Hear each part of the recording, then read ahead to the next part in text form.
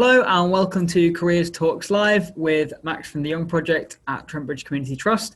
And today we are lucky enough to have council. So just want to kind of say hi, introduce yourself, Catherine. Hi, I'm Catherine. I work at Rushcliffe Borough Council. I'm Transformation Service Manager and Economic Growth Manager there. Perfect. So that's your job title. What does that actually mean? It's quite so. My kind of most of my time is spent on economic growth. So we're a small team that delivers economic growth. Is myself, an economic growth officer, an intern in the team as well, and we kind of do a variety of different things. One of our key things is we have some growth boards that we've set up. So Rushcliffe is going to see quite a lot of housing growth over the next kind of 10, 20 years. So in those areas or those towns that are going to take quite a lot of that growth, we've set up growth boards with key local stakeholders, so people like education, health service, Nottinghamshire County Council, to think about, and the parish councils and local businesses, to think about how that growth will impact on those areas and to try and proactively plan for it. So obviously in many areas it will mean new health centres, new roads, but also what is the opportunity in the town centres with all these additional people coming in. So that's one key area. We also look at opportunities for funding, so from government or from, well, currently from Europe, but clearly not post-Brexit, to kind of accelerate the delivery of some of our housing and employment land. So there's housing sites I mentioned. How can we bring those forward more quickly? Because often what we find is the cost of the upfront infrastructure that's required makes the sites not viable for developers to do, because you can be talking about tens of millions of pounds before they've even started building houses and getting the cash flow going. So some of those costs can mean that developments get delayed. So is there any funding opportunities for that? But also opportunities for funding for us to build kind of industrial units or office space for businesses to locate in space that we as a borough council will manage. So that provides us with a rental income, so a return for the council, but also gives businesses some space for them to set up and grow. So it's kind of supporting our local businesses as well. And then the other bit is business support. So working with our partners to promote the support that's available through the Growth Hub, which is kind of a one-stop shop really for business support, and then other forms of support that come through different funding pots that are out there. So we do a few different things like that. At the moment, clearly our focus is very much on economic recovery from coronavirus, so particularly the impact that that's having on our high streets. In Rushcliffe, we're quite fortunate that the level of vacancy rates on high streets is quite low at the moment, but it's anticipated that will increase. So what can we do about that? We've had some funding from government called the Reopening High Street Safely funding. So that's providing us with an opportunity to do some, we've appointed some consultants to do some direct business support. So there's going to be some webinars and one-to-one business support to try and support those businesses through this process and help them to continue to survive. And then the other part of my role is as service manager for transformation. So we have in our structure at Rushcliffe 4 exec managers, and each of those has a deputy, a service manager. So that's my role. So the executive manager has responsibility for the kind of line management and overall of the transformation service, but I take on responsibility for some aspects of the service. So one example of that is performance monitoring. So we have performance indicators that the council reports on to our councillors and to the public. So in the transformation service, that includes things like the percentage of our commercial property that is let out, the time it takes our customer services team to answer the phone, those kind of performance indicators. So it's my responsibility to bring all of that information together and report on it to our executive management team and then onwards to our members. That's just, but then there can be anything else that basically my exec manager says to me, can you pick up this piece of work? So yes. Wow. So I think there's a lot to unpack there. Yep. And I want to kind of strip it back to the bare basics if I can. So how would you define economic growth and transformation? Just because, like, as a young person, or as someone deal with this area before. That just sounds crazy complex, and there's, you know, all sorts of stuff. So maybe it might be good to kind of basic definition of kind of economic growth and transformation, and then hopefully, you know, that might be a bit more context behind that as well. Okay, so economic growth, I would define, I think probably in the simplest way, to say that it's all about the economy of Rushcliffe and supporting our businesses. So supporting our existing businesses to grow and develop. So making sure they've got space to grow and develop into if that's what they're doing, or if they're not, continuing to just as they are, through business support, or, you know, anything else through space in some of our commercial units, but also looking at the opportunity to grow the economy. So where there is employment land. So in our planning policy team identify areas of land that are designated for employment growth. So a developer could build new offices or something there. So trying to support the delivery of that. So it's all about the kind of, at a micro level, the economy of Rushcliffe, just like the government would look after the economy of the whole country. And obviously we're very much a part of that, but it's how do we at that level support our local businesses. Awesome. So, sorry, I was just going to say transformation. So that's the name of the service area in the council. So the transformation service covers economic growth service, property services, HR, customer services, a business support unit, which is our kind of admin function for the whole council, and also legal services. So there, obviously we have different departments in the council, so all of those departments sit within the transformation service. Wow. So we've got a question in the chat, and I think that may kind of have answered it, kind of what you said there, but we'll ask it anyway because I'm sure that you can add to it. Do you work with other departments in the council? Absolutely, yes. We're a very small council, so I think we've got about 260 members of staff, so we tend to know everybody, but I work closely with colleagues in planning, property services. So property services directly manage and look after those commercial buildings that we own, as well as obviously doing lots of other things, but I think particularly for me that's where I link in with them. I work closely with colleagues in finance, communications team, so to get those messages out to our businesses. So yeah, so both internally but also externally with colleagues at Nottinghamshire County Council and within our parish councils, because Nottingham, the responsibility is split between counties and districts about different areas of work. So we have to work with the county council because they're responsible for things like highways.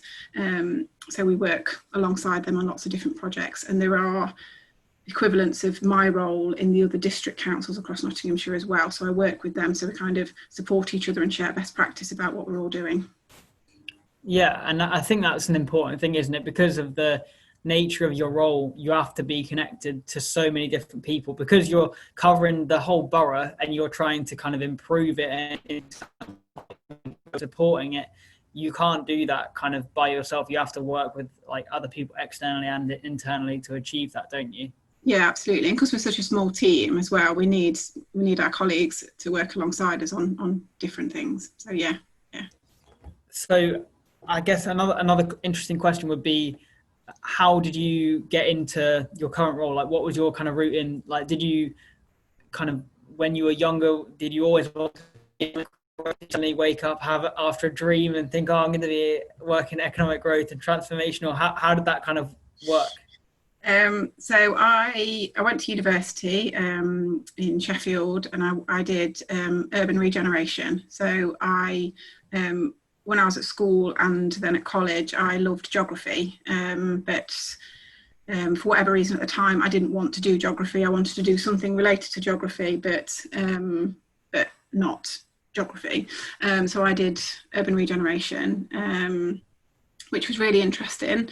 But then I kind of came out of university not really sure what I wanted to do, and I got a job working for Nottingham City Homes as a housing officer. So I managed a patch of about 400 houses, dealing with their rent arrears, antisocial behaviour, all that sort of stuff. And the bit of that job that I particularly enjoyed was the antisocial behaviour crime side of things. I didn't enjoy antisocial behaviour and crime, but I get what you mean. And working in partnership with the police and the fire service and youth services and all the other things. So, but I found it quite difficult to work in that very kind of frontline role, working with people, because it can be quite emotionally draining to work with people in that way, or I personally found it in that way. So I wanted to take a bit of a step back, but continue to do that. So there was an opportunity at Ashfield District Council where I was to be a community safety projects officer. So I got that role, and that was kind of working with various partners to deal with particular issues in the district of Ashfield where there was spikes in crime and antisocial behaviour. So kind of what's the partnership response to dealing with that problem. So then I was there for about a year, and there was an opportunity that came up at Rushcliffe to be community safety officer at Rushcliffe. So I took that opportunity and started working on area-based initiatives in Cotgrave. So that again was, Cotgrave is an area of Rushcliffe where we needed to focus more attention because of issues around antisocial behaviour. So I worked with various partners from across Nottinghamshire Police and others to try and deal with those issues.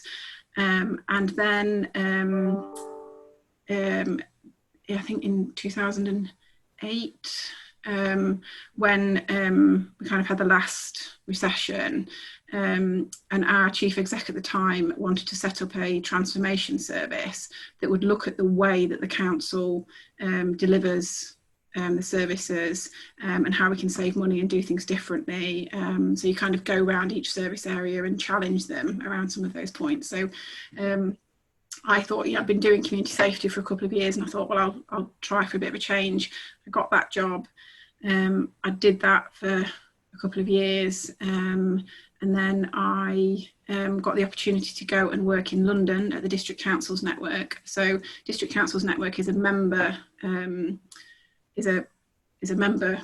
organisation. So all district councils in the country are members of the District Council Network, and they're there to lobby on behalf of district councils into central government. So around policy initiatives and that kind of thing. So they're supposed to be the voice of district councils essentially, which is quite challenging, obviously, because there's about 200 in the country. But I was the manager of the District Councils Network. That was a maternity cover, so I did that on a secondment. So effectively Rushcliffe Borough Council kind of loaned me out for 8 months to do that, and then when I was coming to the end of that, the Borough Council wanted to set up kind of an economic growth function and advertise the role of economic growth manager. And because of the work that I've been involved in at the District Councils Network, something that I've become more interested in, and obviously linking back to my degree with urban regeneration, was around economic growth, some of the policy work that I was doing on that. So I applied for that position and was successful. And so I've been doing that since 2012, I think. And then I've been doing that for however many years that is. I then last year got the opportunity to apply for the role of service manager, which as I've said is kind of a add-on to my core role of economic growth manager. So I've been doing that for just over a year now. Amazing. It's interesting because like you kind of been everywhere, but you started off, because City Homes, that is that council run? It's an arm's length management organisation, so it's kind of part of the city council, but an arm's length organisation. So you've kind of been in local government pretty much for most of your career, which that's quite interesting, because again, like I feel like that's a role that people don't think about, like as local government or a council or whatever, because it's not one of the roles that's heavily from a younger age. But I think it can be quite a rewarding career. I would say. I don't know if you would agree with that. Yeah, absolutely. And I absolutely love my job. I love working at Rushcliffe. It's the people that make the place working there brilliant, but also the opportunities that I've been given to do lots of different roles and to have lots of different training. I've done a master's in public administration through Rushcliffe Borough Council, so I've been given loads of opportunities. And I think people kind of see local authorities as a bit sort of stuffy, lots of grey people in grey suits and a boring looking building. But, that's certainly not the reality of it. And I think if you spent a little bit of time in a local authority, you'd see the variety of things that we get involved in. So it's not all kind of regulation and planning and business rates and all that sort of stuff and collecting the bins. There's lots more to it than that. Certainly our intern that we've got working with us at the moment, he has a lot of responsibility for doing lots of different things and gets a lot of experience from his year with us, something which I think some of his friends who've kind of gone into bigger organisations are kind of doing data entry for 12 months and that kind of thing. But he's been exposed to dealing with our executive management team, our chief exec, some of our senior councillors, so our leader and portfolio holders, and he will deal with them directly. And that's not experience that you would necessarily get elsewhere. No, absolutely. And I think we've had another interesting question, which we should definitely cover at this point. What is the difference between a borough council and a county council? I mean, we'll try not to confuse you with this answer, but take it away. So in Nottinghamshire, there is Nottinghamshire. So Nottinghamshire County Council obviously covers the whole of the county of Nottinghamshire, and sitting underneath that there are 7 district or borough councils, so they're called different things. So Rushcliffe is one of those 7, and then sitting in the middle of that, so it's a bit like a donut, there's the county council around it, and then in the middle of that is Nottingham City Council. So Nottinghamshire County Council and the districts are what we call a 2-tier local government, so there's responsibilities are split between the county council and district councils, whereas in the city they have responsibility for everything. So some examples of that: county council deal with education and highways, the borough council deal with planning, collecting the bins.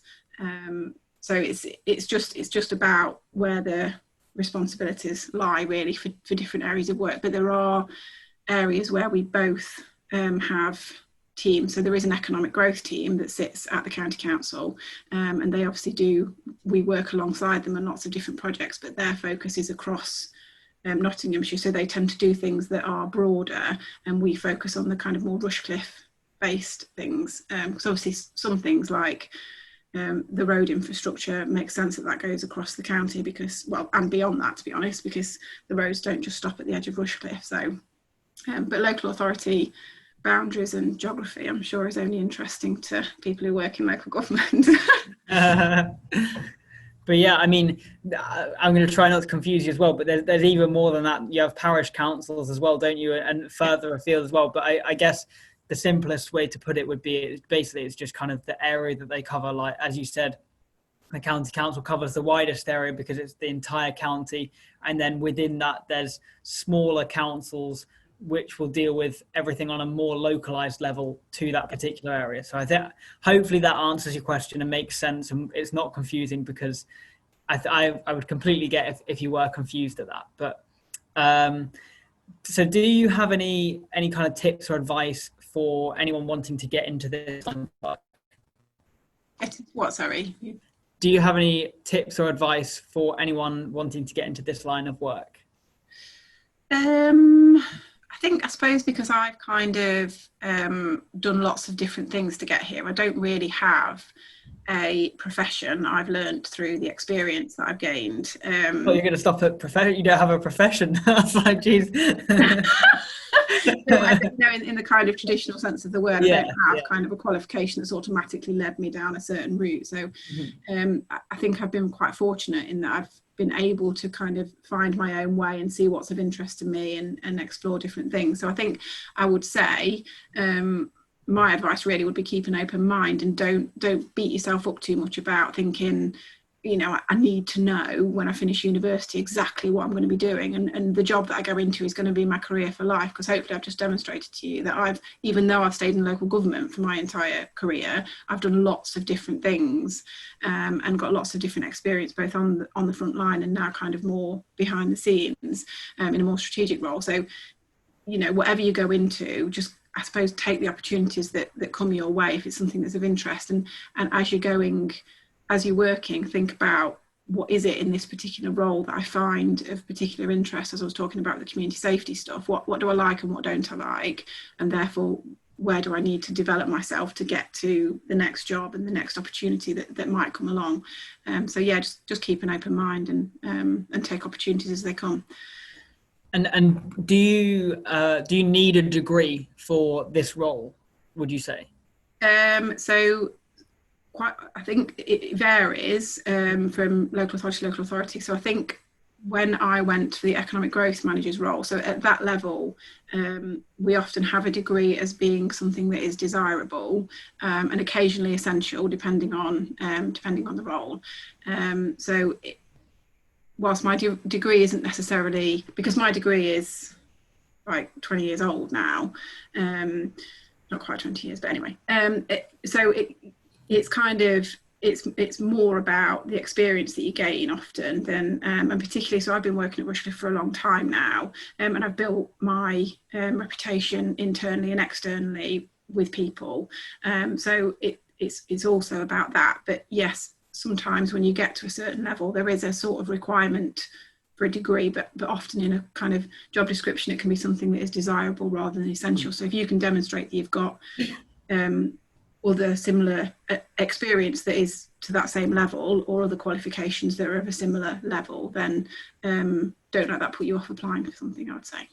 And I was going to say, I think with anything, you can probably work your way up as well. You know, you could start off kind of, and I think that's one of the good things about local government as well, because it's quite, even though you said like 260 is quite small, that's still fairly big, and there's so many areas. So you could start like in a certain entry level area, and then you could kind of work your way up, see if a job comes up over there from this, so I can go into that. And you can always kind of move around, which I think is also quite a good thing. So, you know, you've kind of potentially got the ability to progress.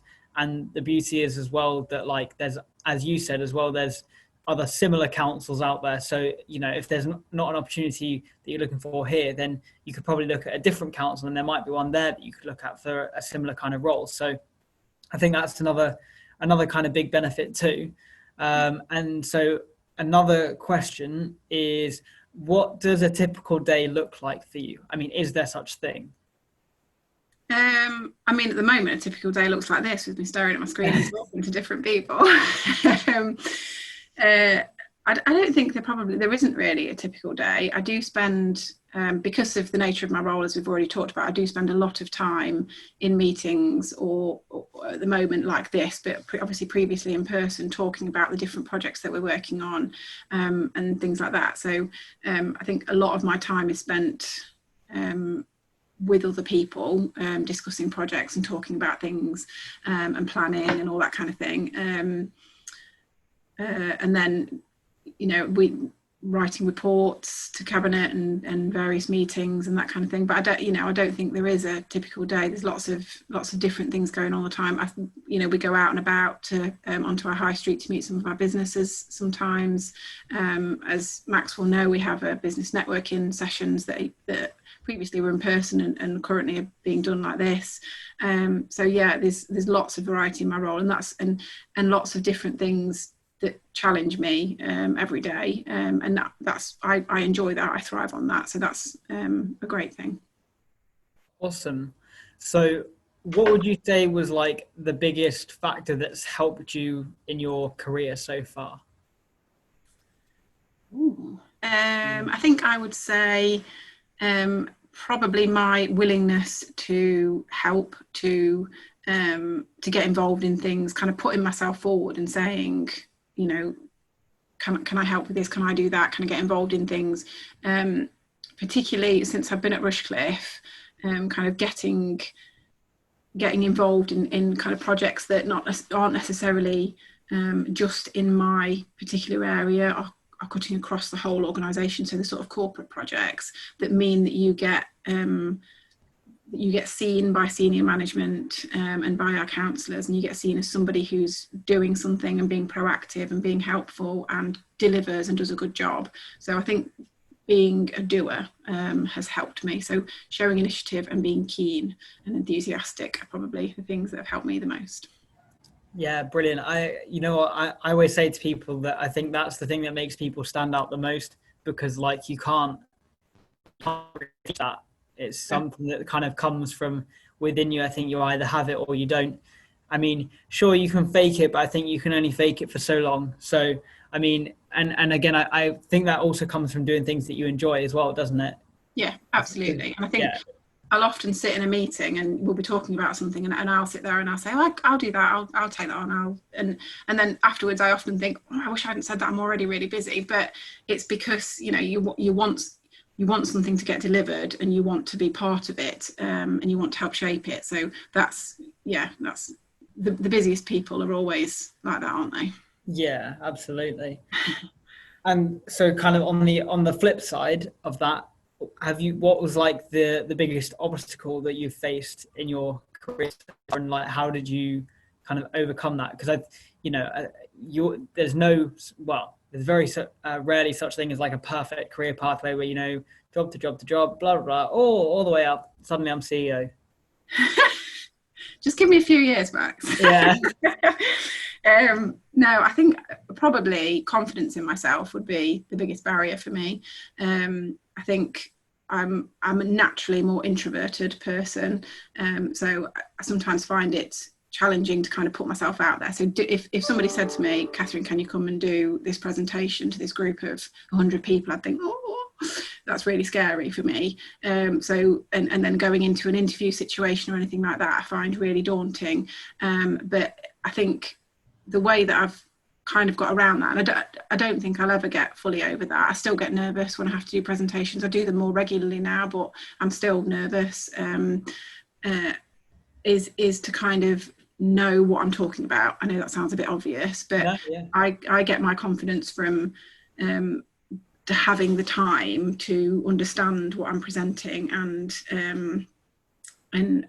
yeah, so that I can confidently talk about it. And so when I'm talking about, if I had to go and do a presentation about the work the economic growth team are doing, I could talk about that fine, no problem. But if someone suddenly said, can you do a presentation about something that was completely out of my area, I'd need to find the time to look at that and understand it all and research it and talk to the relevant people and all that kind of thing, so that that would give me more confidence when I was presenting it. So, but I think as you get older, not that I'm that old, obviously, as you get older, you sort of learn what works best for you when you're working, and that's something that I've learned over time, that if I go into something completely unprepared, I'm less confident than if I feel like I'm prepared and I know what I'm doing, and then I can be more confident. Absolutely. That's the key to any presentation. Know what you're talking about. Yeah. Like it does sound obvious, but it is actually true, because I mean, if you don't know what you're talking about, it will come across, and if it doesn't come across in the presentation, it will come across in the questions, because they'll ask you questions and you'll be like, no idea. But like, if you know what you're talking about, you can talk about it with ease and with confidence. So yeah, absolutely. Yeah. I've got a couple more questions. If you had to do anything again, like what would you change, if anything?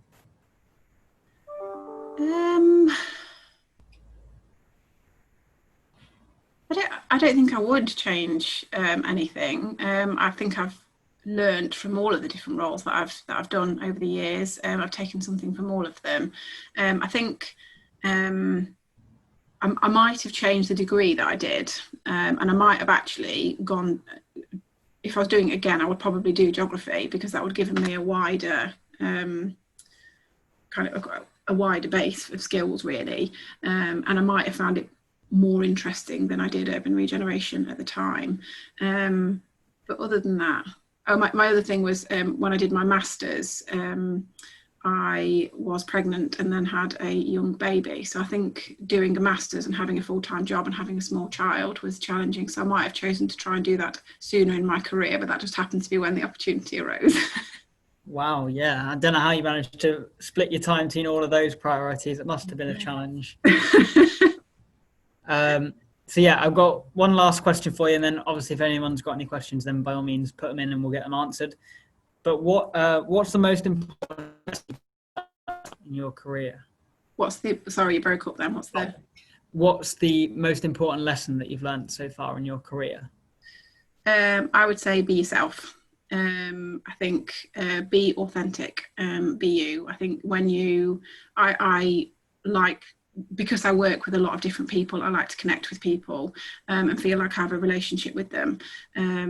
So I think, and the only way that I think that you do that is by kind of bringing a little bit of yourself to meetings. So yeah, I'll have a bit of a joke with people and I'll try and connect with them on a level that's not just work related. So yeah, that would be my advice.